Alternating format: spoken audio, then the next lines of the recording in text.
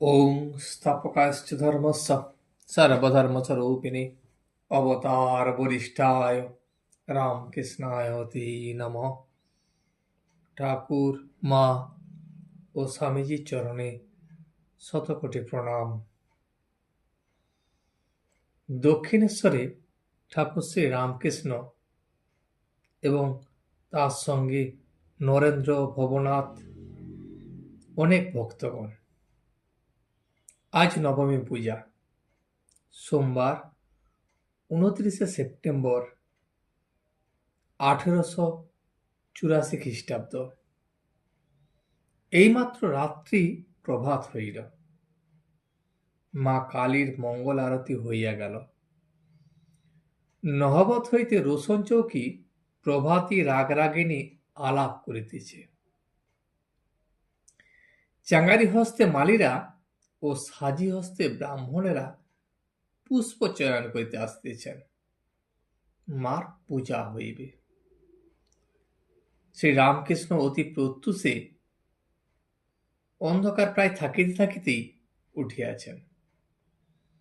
ভবনাথ, বাবুরাম, নিরঞ্জন ও master গত রাত্রিতে হইতে তাহারা এখানে রহিয়াছেন। তাহারা ঠাকুরের ঘরের বারান্দায় শুইয়াছিলেন।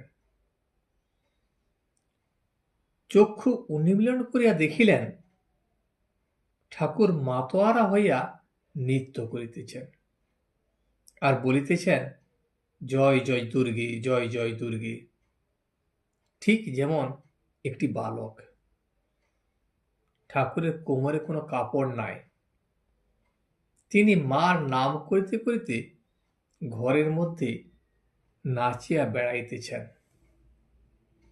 কিয়ৎক্ষণ পরে আবার বলিতেছেন, সহজানন্দ, সহজানন্দ। শেষে গোবিন্দের নাম বারবার বলিতেছেন। প্রাণ হে গোবিন্দ মম জীবন।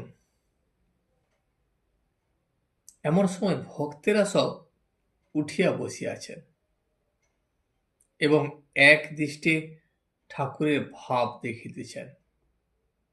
হাজরাও কালীবাড়িতে আছেন। ঠাকুরের ঘরের দক্ষিণ পূর্ব বারান্দায় তাহার আসন। লাটুও সেখানে আছেন ও তাহার সেবা করেন।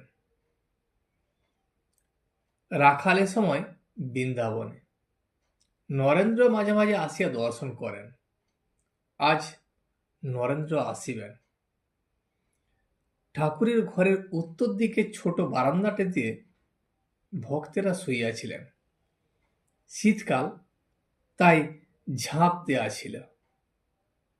সকলের মুখ ধোয়ার পরে এই উত্তরের বারান্দাটিতে ঠাকুর আসিয়া একটি মাদুরে বসিলেন।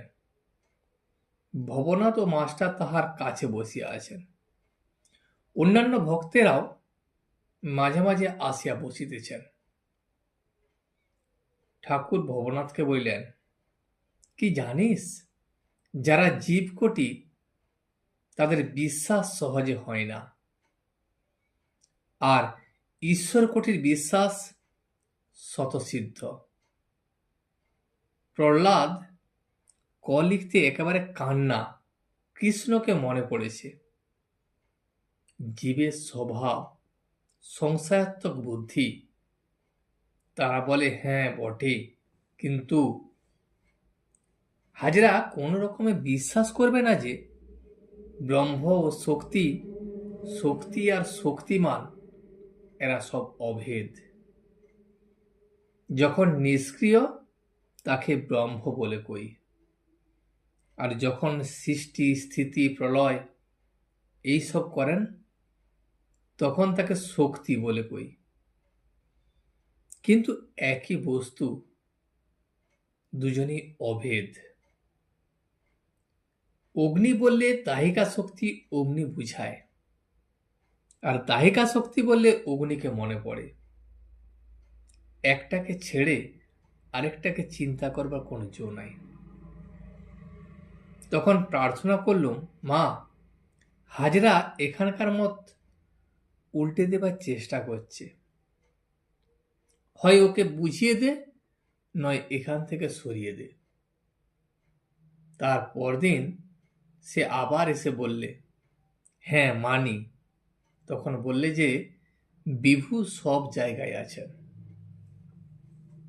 ভবনাথ তখন হাসিয়া বললেন, হাজরার এই কথাতে আপনার এত কষ্ট বোধ হয়েছিল? ঠাকুর বললেন, আমার অবস্থা বদলে গেছে। এখন লোকের সঙ্গে হাঁকডাক করতে পারি না। হাজরার সঙ্গে যে তর্ক ঝগড়া করব, এরকম অবস্থা আমার এখন নয়। যদু মল্লিকের বাগানে হিদে বললে, মামা আমাকে রাখবার কি তোমার ইচ্ছা নাই? আমি তখন বললাম, না, সে অবস্থা এখন আমার নাই। এখন তোর সঙ্গে হাঁকডাক করবার জো নাই।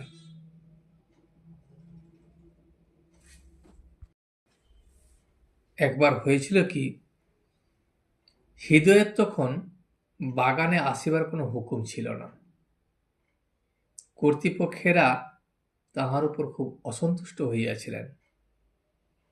তো হৃদয়ের ইচ্ছা যে ঠাকুর বলিয়া কইয়া আবার তাহাকে কর্মে নিযুক্ত করাইয়া দেন।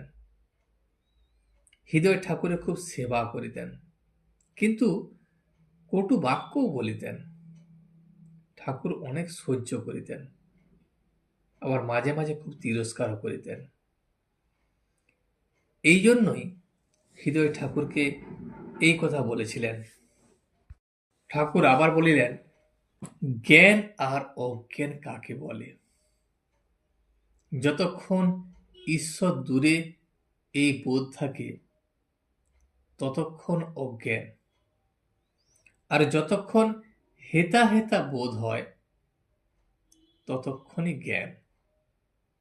যখন ঠিক জ্ঞান হয় তখন সব জিনিস মনে হয় চৈতন্যময়। আমি শিবুর সঙ্গে আলাপ করতাম। শিবু তখন খুব ছেলে মানুষ, 4-5 বছরের হবে। ও দেশে তখন আছি, আর মেঘ ধরে ডাকছে, বিদ্যুৎ হচ্ছে। শিবু তখন বলছে, খুড়ো ওই চকমকে ঝাড়ছে। একদিন দেখি সে একলাই ফড়িং ধরতে যাচ্ছে, তো কাছে গাছে পাতা নড়ছিল। তখন পাতাকে বলছে, চুপ চুপ, আমি ফড়িং ধরব। বালক সব চৈতন্যময় দেখছে, তাদের সরল বিশ্বাস। বালকের বিশ্বাস না হলে ভগবানকে পাওয়া যায় না।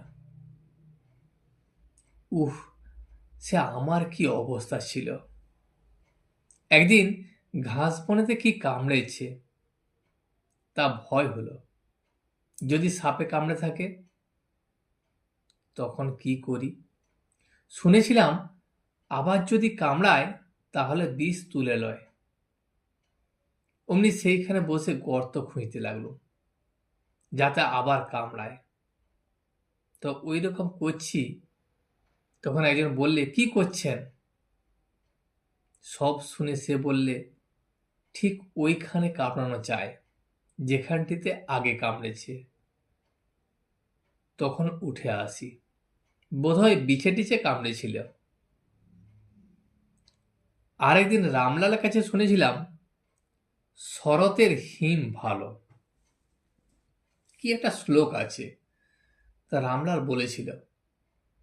আমি কলকাতা থেকে গাড়ি করে আসবার সময় গলা বাড়িয়ে এলুম যাতে সব হিমটুকু লাগে, আর তারপরেই অসুখ। এবার ঠাকুর ঘরের ভিতর আসিয়া বসিলেন। তার পা দুটি একটু ফুলো ফুলো হয়েছিল। ভক্তদের হাত দিয়ে দেখতে বললেন, আঙুল দিয়ে ডোব হয় কিনা। তো একটু একটু ডোব হতে লাগলো, কিন্তু সকলেই বলতে লাগলেন, ও কিছুই নয়। ঠাকুর তখন ভবনাথকে বললেন, তুই সিঁথির মন্দির মহিন্দরকে ডেকে দিস। সে বললে তবেই আমার মনটা ভালো হবে। ভবনাথ তখন হাসিয়া উঠিলেন। আপনার ঔষধে খুব বিশ্বাস, আমাদের অত নাই। ঠাকুর বললেন, ঔষধ তাঁরই, তিনিই একরূপে চিকিৎসক। গঙ্গাপ্রসাদ বললে, আমি রাত্রে জল খাবেন না, তা আমি ওই কথা বেদবাক্য করে রেখেছি। আমি জানি সে সাক্ষাৎ ধন্বন্তরী।